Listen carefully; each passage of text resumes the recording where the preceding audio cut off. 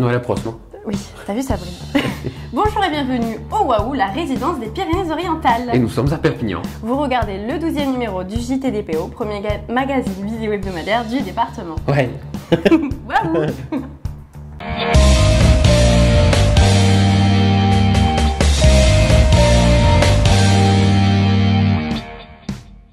Dans ce numéro, nous rencontrerons nos hôtes, Sandra et Rémi Vives, puis viendront les infos de la semaine et les capsules, l'éco-minute comme vous ne l'avez jamais vu, et Vincent Pujol et Olivier Roch du Cinétome 66 fêtent le 10e anniversaire. Vous verrez ça tout à l'heure. D'accord. D'ailleurs, on revient sur le centre de tri du Cinétome dans ce numéro avec un invité un peu spécial, Mélanie. Absolument, c'est Monseigneur Norbert Turini, évêque de Perpignan, après sa visite du site de recyclage de déchets Arquiris-Sacals. Et nous accueillerons aussi cette semaine Martine Seboyada, directrice du Centre Action Formation. Et Rémi Michelin, photographe aérien. Et viendra aussi la météo, le qu'est-ce qu'on fait ce week-end pour terminer cette semaine en beauté. Tout un programme. Tu l'as dit Mélanie. Et on n'oublie pas les places de cinéma à gagner. Cette semaine, c'est Aurore de Saint-Estève qui gagne 2 places de cinéma au Méga Cassier. Bien joué. Il est temps maintenant de découvrir les hôtes de ce JT. Allez, on y va, bien, c'est parti. Donc bonsoir Sandra et Rémi Vives. Bonsoir. Bonsoir. Nous sommes ce soir donc au sein de la résidence Senior Waouh à Perpignan. Rémi, vous êtes le directeur de cet établissement que vous co-dirigez avec votre épouse Sandra. Donc qu'est-ce qu'une résidence senior? Alors une résidence senior, c'est tout simple, c'est un lieu de vie dans lequel les seniors donc, ont accès en tant que locataires ou propriétaires à des appartements, donc de tout type, studio, T2, T3, de 35 à 70 mètres carrés. Vous faites ce que vous voulez dans votre appartement, comme si vous étiez chez vous. Vous avez ensuite tous les rez-de-chaussée qui sont communs, avec des espaces de vie, salon, espace relaxation, coin de cartes, salle informatique, des jardins, des extérieurs. Et toute une gamme de prestations à la carte, comme la restauration, le ménage, qui sont à votre disposition. Et pour quand même apporter un côté senior, nous avons du personnel qualifié de permanence, 24 heures sur 24, 7 jours sur 7, pour se sentir en sécurité et pour pouvoir bien vivre chez soi comme on l'entend. D'accord, c'est vraiment complet.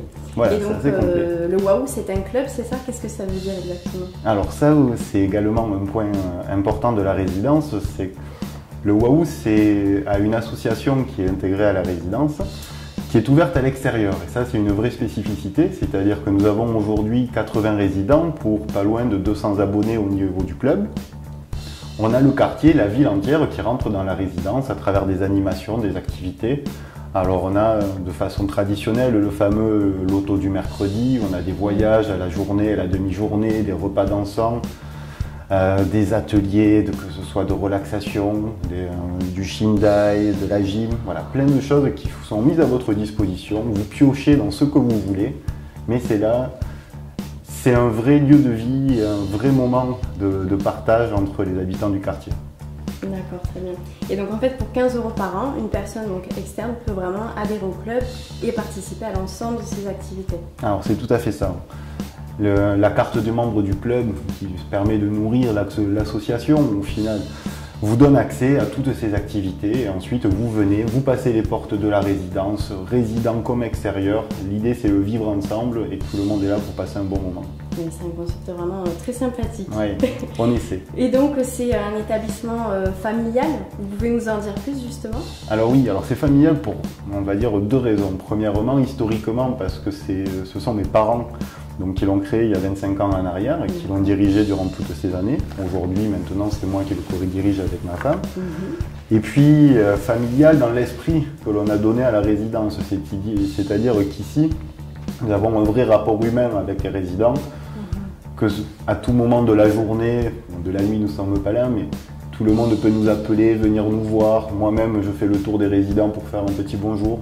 Le personnel est également dans cette démarche et c'est ce qui donne ce côté familial et cet esprit de famille que l'on entretient depuis maintenant les 2 générations. Et c'est bon. Donc il y a une réelle proximité. Exactement, avec les clients. tout à fait.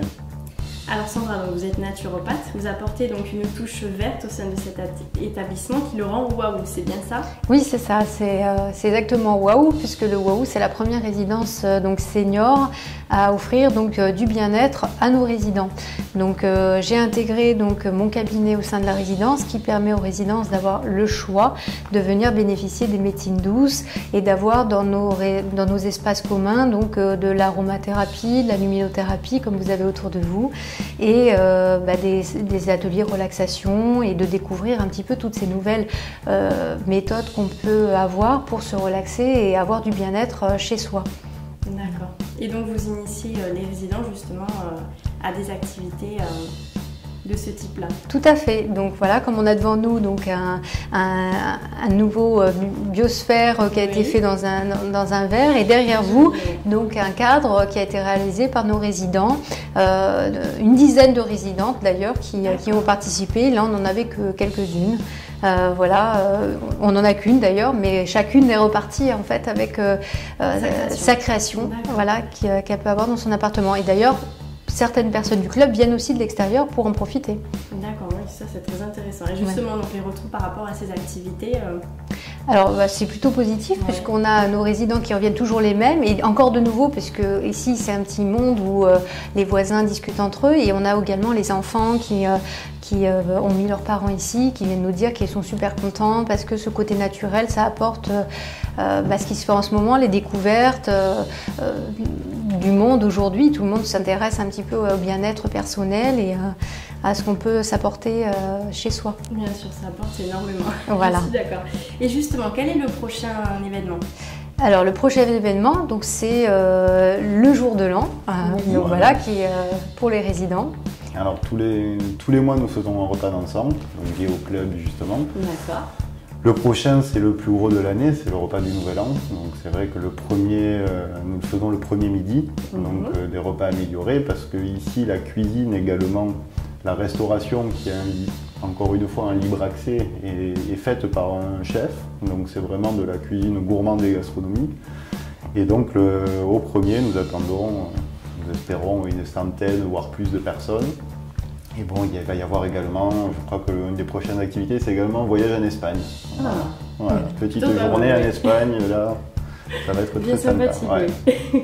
Et donc, dernière petite question qu'on pose à tous nos hôtes, pourquoi vous avez décidé de recevoir le JT au sein de vos locaux ce soir?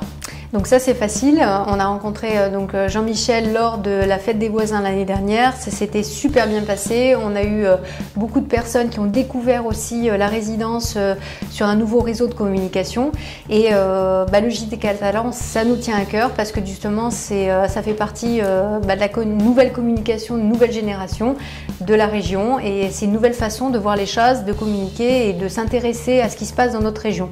Donc voilà, c'est un peu chauvin, mais pour le coup, je pense que c'est efficace. D'accord. Voilà, et puis moi je tiens à dire que pour conclure, il y a le côté vraiment humain de votre équipe, de Jean-Michel et de votre équipe qui joue beaucoup et c'est la philosophie de la maison. Voilà, on se retrouve dans la même philosophie, alors on est ravis d'être avec vous ce soir. D'accord, voilà. Écoutez, ça nous touche. Donc merci beaucoup Rémi et Sandra pour vos réponses, pour votre accueil, très chaleureux. Merci. Je vous souhaite plein de réussite et que vos projets réussissent donc, pour la nouvelle année. Donc c'est l'heure pour nous de passer au bref de la semaine.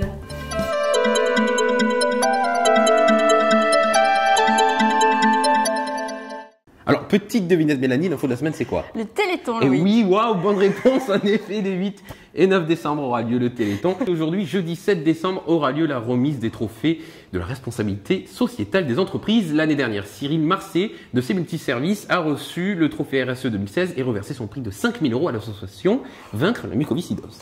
C'est la deuxième fois en 2 semaines que le département compte un nouveau centenaire. Il s'agit de Joseph Rost, il est originaire d'Espagne et vit à Bachas depuis plus d'un demi-siècle.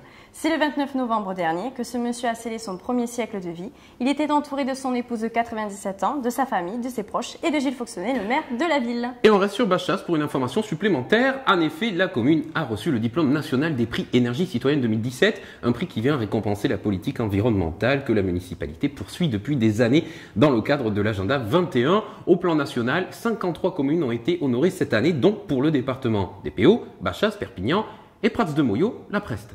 Waouh, une belle performance pour notre département alors si je comprends bien. Oui, on peut être fiers et nous ne sommes pas seuls, n'est-ce pas Mélanie? Tu as raison Loïc, Font-Romeu aussi peut l'être puisqu'elle accueillera la 3e manche de la Coupe du Monde de ski slopestyle. C'est l'unique étape française de ce circuit international. Et oui Loïc, plus de 100 riders viennent des 4 coins du monde pour l'une des dernières chances de qualification aux Jeux Olympiques qui se déroulera du 19 au 23 décembre prochain. Et en parlant des 4 coins du monde, savais-tu que l'aéroport de Perpignan-Rivesaltes-Méditerranée a une progression de 10,1% sur l'an passé? Waouh! Oui Mélanie, le site tape sur une progression supérieure à 21% fin 2018 grâce à l'ouverture des dernières lignes. Marrakech et Francfort entre autres. Ce qui représente 440 000 passagers par an, soit 12 000 de plus qu'en 2005. Le fleuve Agly est toujours à sec sur de nombreuses sections. Les nappes du secteur d'Isaspre-Réard continuent à enregistrer des niveaux jamais atteints. Les experts sont formels, nous assistons là à une sécheresse historique. La préfecture des PO a donc décidé la prolongation des restrictions sur l'usage de la ressource en eau jusqu'au 31 décembre 2017. Waouh! Et les ressources de la montagne, on peut en parler, elles ont l'air de bien se porter. En tout cas, c'est ce qu'a essayé de démontrer Rémi Michelin, photographe et écrivain que nous recevrons tout à l'heure, lors de ce JT. Il vient de sortir un livre de photos aériennes du Canigou qui s'intitule Canigou de haut vol, 144 pages de photos qui représentent la montagne mythique sous toutes ses facettes, une balade de rêve dans laquelle on se laisse transporter à travers les saisons. On aura la chance de découvrir certaines de ces photos dans la suite du JT. On a hâte. Et la semaine dernière a eu lieu la pose de la première pierre de la passerelle au-dessus de la Basse qui doit désenclaver le quartier Saint-Asiscle. Avec une longueur d'environ 41 mètres et une largeur de 3 mètres, elle est uniquement accessible aux piétons et aux cyclistes. Elle devrait être opérationnelle dès le mois d'avril 2018 d'ailleurs. Et oui, et on termine ces brèves avec une info enthousiaste. Souvenez-vous que les festivités de Noël ont démarré avec l'ouverture de la cour de Noël dans le prestigieux et magique Château Royal de Collioure. C'est donc parti pour 3 belles semaines féeriques. Et pour les capsules du JT, c'est parti aussi. Waouh!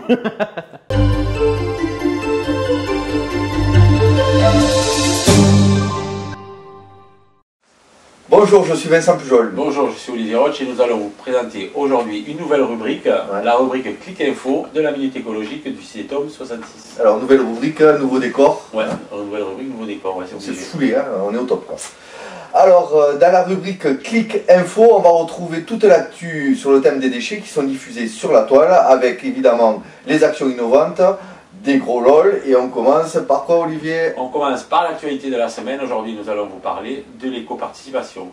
L'éco-participation, tout le monde l'a paie. Mais personne ne sait ce que c'est. Et non, tout le monde ne sait, personne ne sait ce que c'est. C'est ce petit montant qui se rajoute aux produits que vous achetez, tels que des meubles, d'électroménager, de la TV, de la Wi-Fi, et qui permet de financer les filières de recyclage de ces produits lorsqu'ils arrivent en fin de vie. Ecomobilier a réalisé à ce sujet une vidéo très ludique que vous pouvez regarder en suivant l'adresse qui s'affiche en dessous de l'écran. Et on va la regarder avec vous. Vas-y Vincent. Allez, c'est parti. Pour que davantage de meubles en fin de vie puissent être recyclés, une éco-participation sur le mobilier neuf a été mise en place le 1er mai 2013. Il s'agit d'une contribution ajoutée au prix de vente de chaque meuble. Plus le meuble est lourd et ses matériaux complexes à recycler, plus l'éco-participation est élevée. Ainsi, si elle est de 25 centimes pour les chaises, elle est de 6 € pour les matelas de place. Sympa la vidéo. On enchaîne tout de suite avec un nouveau sujet qui te tient à cœur, Vincent. Ouais, qui a même tendance à m'énerver, c'est le principe de l'obsolescence programmée. Pour faire simple, un fabricant d'un produit va organiser la fin de vie prématurée des marchandises qu'il vend pour obliger le consommateur à en acheter un nouveau. Pour limiter ces abus, le législateur a durci la loi. Aujourd'hui, l'obsolescence programmée est un délit. Je pourrais vous en parler, mais des heures entières. Le plus simple, c'est de regarder ce super reportage qui s'appelle « L'obsolescence programmée des origines à maintenant ». L'adresse, vous la trouverez ici. Et Olivier, tu nous mets un petit extrait? Bah allez, on y va, on regarde de suite. Un éminent courtier en immobilier propose d'en finir avec la dépression en déclarant l'obsolescence programmée obligatoire. C'était la première fois que ce concept était officialisé. Bernard London proposait d'assigner une limite de vie à tous les produits. Ils seraient ensuite considérés comme légalement morts. Les consommateurs pourraient les retourner à un organisme gouvernemental qui les détruirait. Il cherchait à trouver un équilibre entre le capital et le travail, où il y aurait toujours un marché pour de nouveaux produits. Allez, on change d'ambiance avec une pépite du web, Olivier. Oui, aujourd'hui, il s'agit d'une caméra cachée réalisée par nos amis québécois qui ne manquent pas d'humour en matière de recyclage. Tout de suite, un petit extrait pour vous mettre l'eau à la bouche. Voici le lien pour la visionner en entier qui s'affiche en dessous de l'écran. Vas-y, lance. Allez, je lance ça.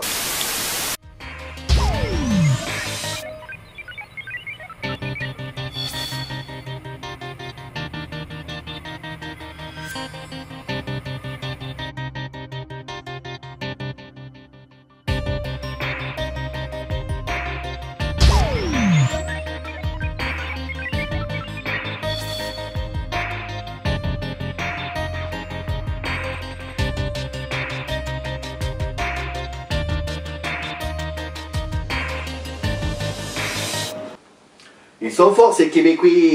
Si vous avez aimé cette nouvelle Éco-Minute, clique info, merci de la liker, de la commenter ou de la partager. Et à bientôt pour de nouvelles infos.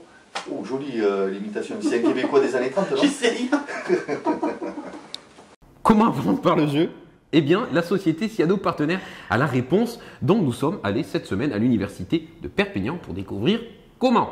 On y a trouvé Thibaut et Nicolas qui proposent une formation à la gestion des stocks et des approvisionnements aux étudiants de licence pro, logistique et transports internationaux. On regarde ça.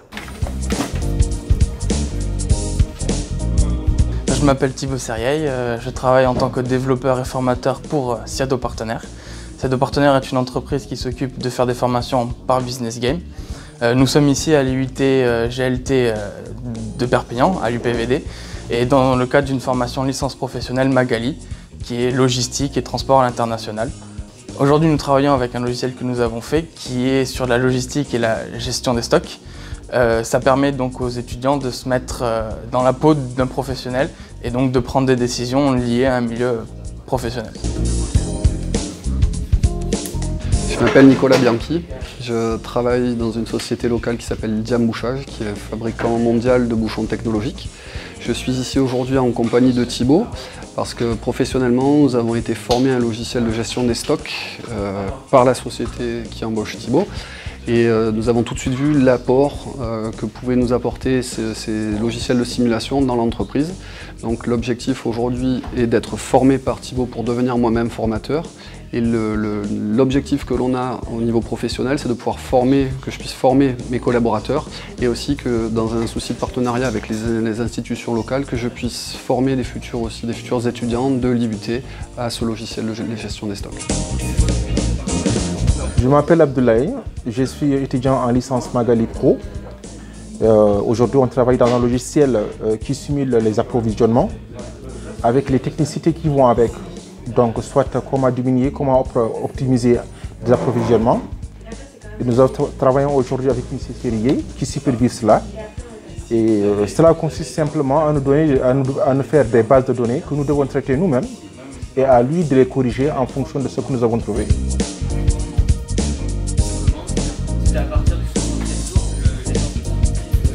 Le comédien-auteur Xavier Matte ouvre le 14 décembre la salle de spectacle des Catalans avec un K. L'idée est de proposer des spectacles, des pièces de théâtre et divers shows avec en prime la possibilité de se restaurer entre amis. Une scène toute neuve, parfaite pour les fêtes de fin d'année. On découvre Xavier et ses premières dates de spectacle.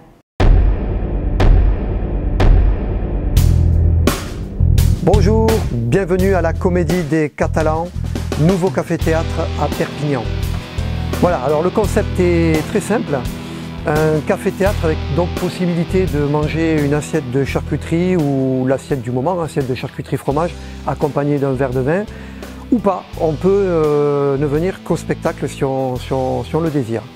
Alors on a une programmation de qualité, je dirais, avec des spectacles d'humour très variés qui vont de comédies populaires que je qualifierais de qualité à des spectacles plus écrits, avec un humour plus subtil. On a un magicien, deuxième dame de kung-fu, qui fait du close-up et qui a imaginé un spectacle autour de l'humour. On a Variation énigmatique de Schmitt, qui est un spectacle beaucoup plus écrit et très fin.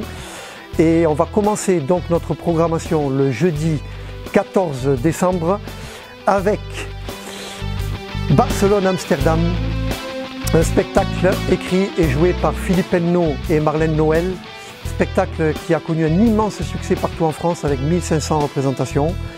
Et on retrouvera Philippe Hennaut qui joue dans un spectacle que j'ai écrit et mis en scène également, et dont je suis le psychologue. Voilà. Et Philippe Hennaut est le con, un con royal.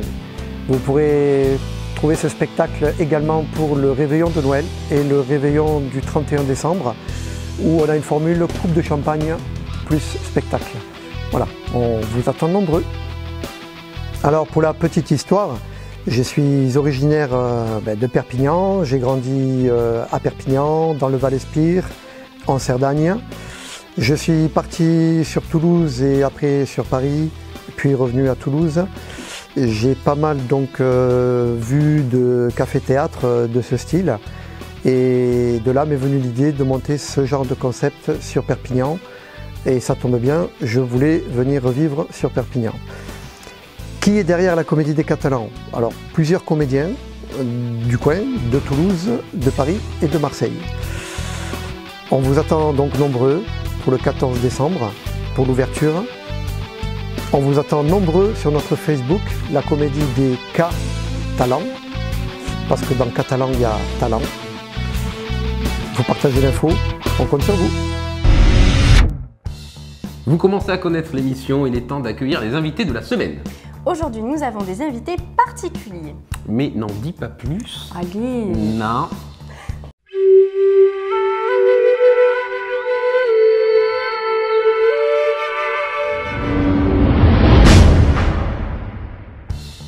Notre premier invité est une invitée. Il s'agit de Martine Cebollada, consultante et coach en RH. C'est aussi la directrice du centre Action Formation. Bonjour Martine. Bonjour. Vous avez un centre de formation, on voit derrière vous du matériel d'entretien. C'est ce que propose votre centre, des formations sur l'entretien des bâtiments? Alors, on va dire que majoritairement, on a 80% de notre activité qui tourne autour de la formation sur la propreté. On fait aussi d'autres activités dans l'agroalimentaire, un petit peu dans le transport, mais c'est vrai que majoritairement, on est sur la propreté. Propreté, nettoyage industriel. Alors, ça fait maintenant 10 ans que vous êtes installé. Vous fêtez votre anniversaire. Quel est le bilan? On fête nos 10 ans. C'est un bel anniversaire. Ces 10 ans, contrairement à ce qu'on pense, c'est pas droit. Ça a été parfois compliqué, parfois difficile. Mais on a eu la chance en fait d'avoir des personnes, des entreprises qui nous ont fait confiance, des stagiaires. Voilà, on a des partenaires, on a tout un tas de personnes qui nous ont soutenus et qui ont fait qu'aujourd'hui, on est là, on est bien là. Et 10 ans, c'est important dans le monde de la formation et dans la formation dans la propreté. Est-ce qu'il existe une grosse demande dans votre secteur d'activité ?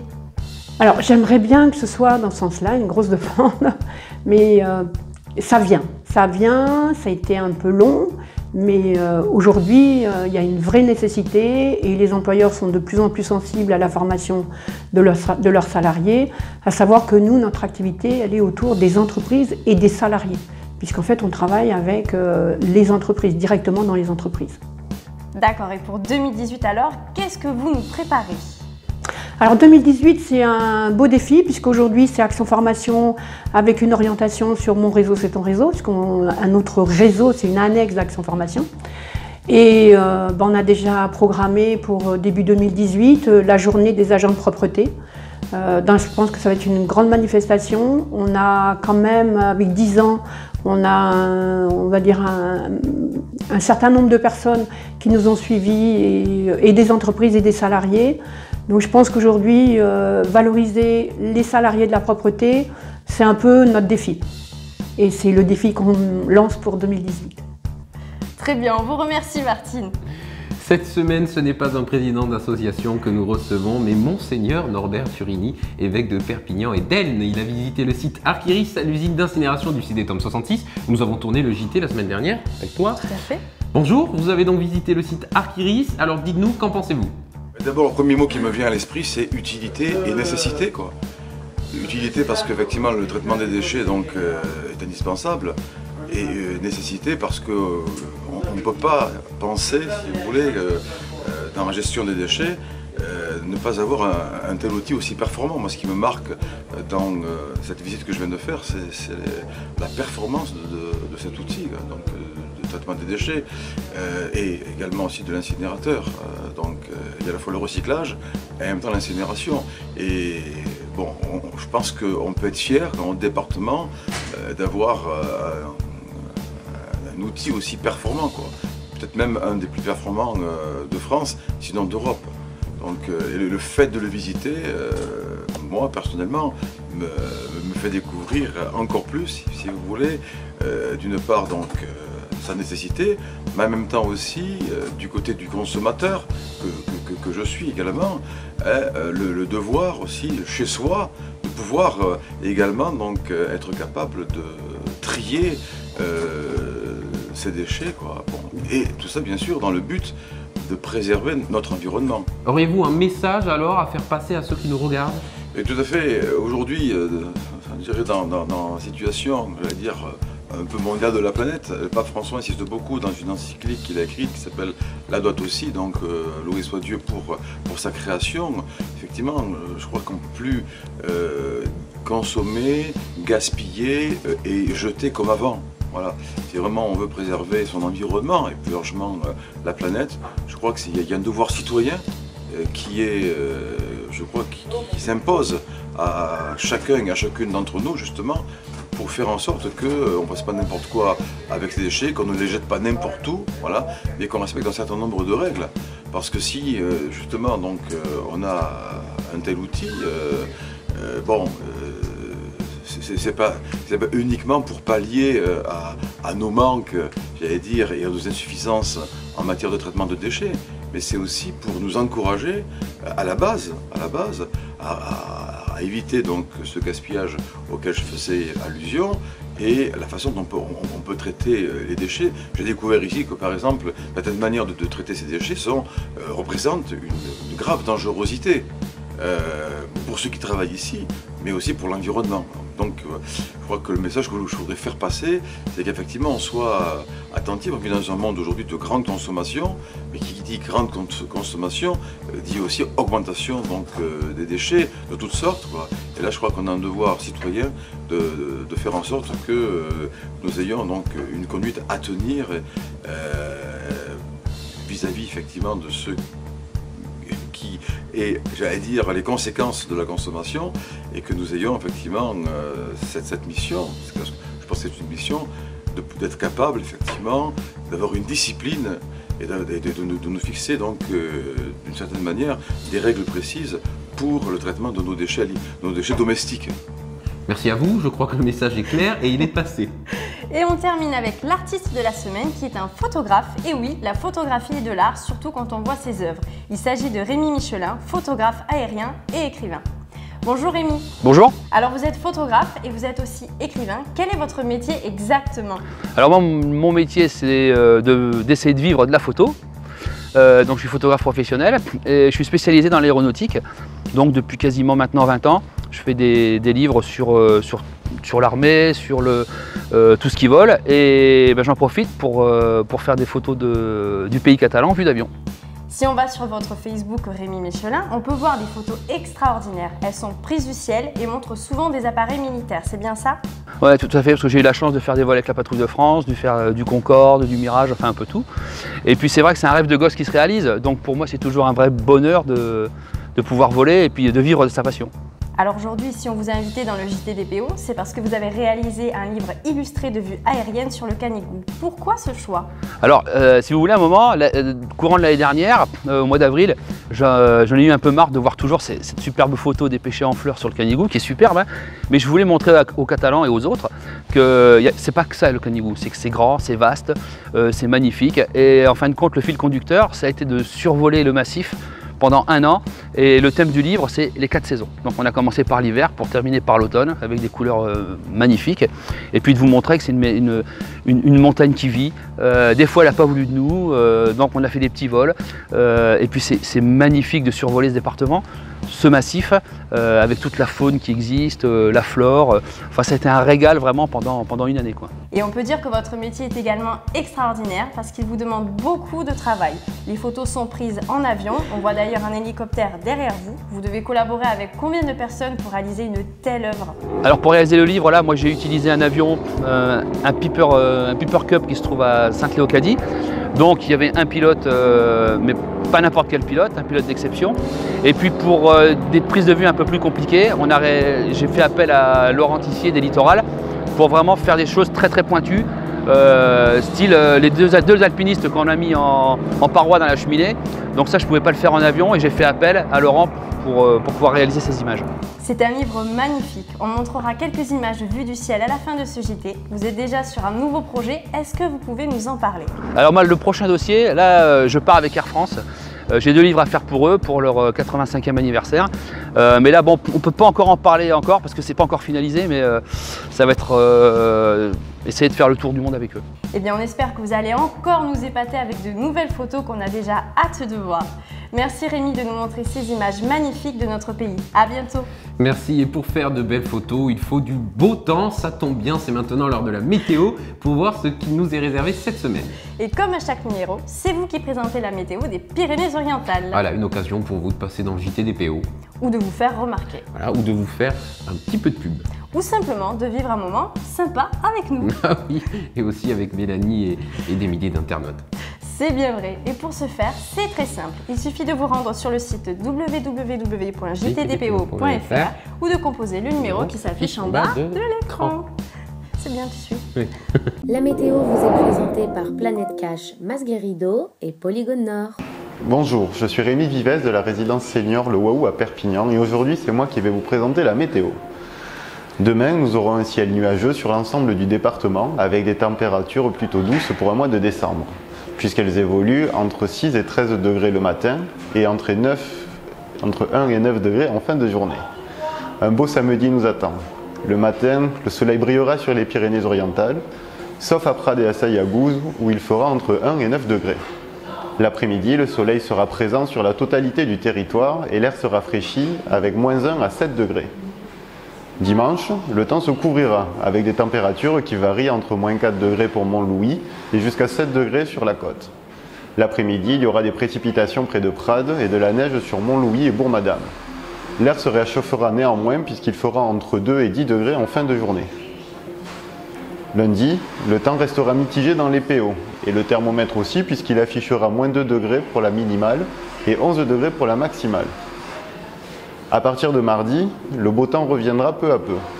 Le mercure n'aura pas beaucoup bougé puisque le thermomètre affichera de moins 5 à 10 degrés. Mercredi, c'est la même journée qui nous attend. Avec un air légèrement plus chaud, il fera entre moins 3 et 11 degrés. Jeudi, beaucoup de soleil sur les PO et quelques nuages sur les montagnes. Le thermomètre montera jusqu'à 12 degrés à Bagnoul-sur-Mer. Merci de l'avoir suivi. Merci au JT des PO. Merci pour cette expérience. Je vous encourage tous à prendre ma place et bonne semaine à tous. La météo vous est présentée par Planète Cash, Masguerido et Polygone Nord. On n'est pas bien là à la maison, Guette. Ah oui Raymond, Hein? je suis tellement bien là. Ah oui. Allez, le temps sera mitigé d'après ce que j'ai compris. Allez, t'inquiète Mélanie, ça ne nous empêchera pas de sortir nos fesses du canapé ce week-end. Oui, d'ailleurs, je crois que c'est le moment de faire gagner à nos internautes 2 places de ciné, non? Qu'est-ce que t'en Ah penses, ben je Louis? veux Guéguette. Et pour ça, il suffit simplement de participer à l'opération 1 € pour le JTDPO sur www.jtdpo.fr. Ce qui vous fera devenir un tipeur du JT. Et ce qui est une bonne nouvelle, parce que les tirages au sort se font parmi eux. Et oui, donc n'hésitez plus à vous précipiter sur vos claviers. Allez, on passe maintenant à qu'est-ce qu'on fait ce week-end. Allez, c'est parti.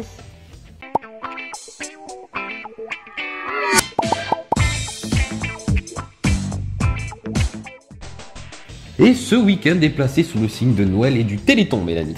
Et oui, Loïc, c'est bien vrai. Et au moins, ça nous permet d'avoir beaucoup de plans à partager. Oui, beaucoup d'associations de villages ont organisé des animations et activités tout au long du week-end au profit du Téléthon. Alors n'hésitez pas à vous renseigner auprès de votre mairie sur les programmes. En tout cas, nous savons qu'au Palais des Congrès de Perpignan a lieu vendredi à 20h30 le concert AFM Téléthon avec Makassi, Cristiano Vidal, Richard Sanderson et bien d'autres artistes. Et en ce qui concerne Noël, sachez que du 25 novembre au 7 janvier, le village magique du Port-Barcarès vous ouvre ses portes sur plus de 12 000 m². Waouh, c'est gigantesque! Et il faut bien, dans ce village, il y a une énorme patinoire où se dresse un écran géant dans un décor magique et enneigé. Et c'est pas tout, on y trouve aussi une piste de luge, un chemin de glace, des stands, le marché de Noël bien évidemment, et la rue de la fête. Évidemment, beaucoup d'animations sont prévues et de nombreuses surprises également. Ah, je te reconnais bien là, toi. Pourquoi? Tu adores les surprises. Ah oui, ça c'est vrai. Et c'est aussi Noël à Perpignan. Waouh, ça c'est pas trop une surprise. Et ça tombe bien, cette année, le 25 décembre, non? Oui, comment tu sais? Je suis balèze. Concerts, carillons catalanes et d'autres animations et activités sont au rendez-vous. Les chalets de Noël sont situés au quai Vauban. Des manèges enchanteurs sont répartis dans le centre de la ville. Vous allez découvrir la Grande Roue et le village des saveurs. Sans oublier la patinoire du Castillet. Et des magasins ouverts le dimanche. C'est vrai que c'est quand même plutôt cool. En parlant de ce qui est plutôt cool, est-ce que vous vous souvenez de l'association Zest? Bien sûr, c'est une super association qui apporte son aide à toutes les entreprises du canton du Ribéral. C'est bien ça. Eh bien, nous l'avions annoncé et le voici. Ils ont organisé à l'espace Saint-Mamé de Saint-Estève le marché de Noël, ouvert tous les soirs de la semaine de 17h à 23h et les week-ends de 10h à minuit. Stand gourmand, idées cadeaux, artisanat, on y trouve tout ce qu'il faut. Waouh! Vous pourrez visiter bien sûr les marchés de Noël de Cléra, Sayagouz, Prades et des autres villes évidemment en consultant les informations auprès des mairies correspondantes.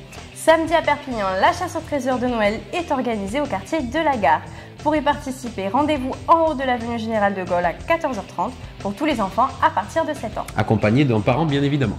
Dimanche, alors que le Téléthon et les marchés de Noël sont toujours en place, le cinéma Castillet de Perpignan projette le film Connaissance du monde par Luc Gillard. Dans ce film, vous découvrez l'Irlande, aussi les Irlandais et leur passion, du Buren au Connemara en passant par le Donegal. Luc faufile sa caméra entre ombre et lumière et partage les émotions d'une Irlande vivante. Et c'est une histoire que vraiment on vous recommande. Et pour les plus petits, j'ai un secret à vous confier. Dimanche, vous irez au Palais des Fêtes de Rivesaltes à 16h parce que mon petit doigt me dit que la Reine des Neiges et le lutin ne seront pas très loin. Bloqués sur leur traîneau à cause d'un vent violent, ils patienteront en racontant des histoires à tous ceux qui seront dans les parages. Et pour terminer votre dimanche, rendez-vous à Saint-Cyprien pour un vide jouet au profit du Téléthon au Grand Stade Les Capellans toute la journée. On espère comme d'habitude que vous passerez tous un excellent week-end. Et continuez de donner vos retours en commentaire. Oui, on adore ça. Et vos appréciations du JT comme d'habitude. Vos petits messages nous font très plaisir. Et votre soutien également. Alors continuez de partager ce magazine vidéo un maximum pour le faire évoluer. Et on rappelle que le JT DPO est un magazine gratuit et indépendant financé par les habitants, vous et les entreprises des Pyrénées-Orientales. C'est grâce à vous qu'il existe et qu'il continuera d'exister. Alors on participe à l'opération des 1 euro pour le JT DPO. Voilà, pour ça c'est très simple, il suffit de se rendre sur www.jtdpo.fr. Allez, on compte sur vous, on vous donne rendez-vous la semaine prochaine, même jour. Même heure. Et d'ici là, portez-vous bien. Et voilà, c'est parti. Bye bye. Bonjour et bienvenue au yaourt. Attends, je fais plus. Au waouh. Au yaourt. Au yaourt, ouais. Tu penses au yaourt? Allez, c'est bon.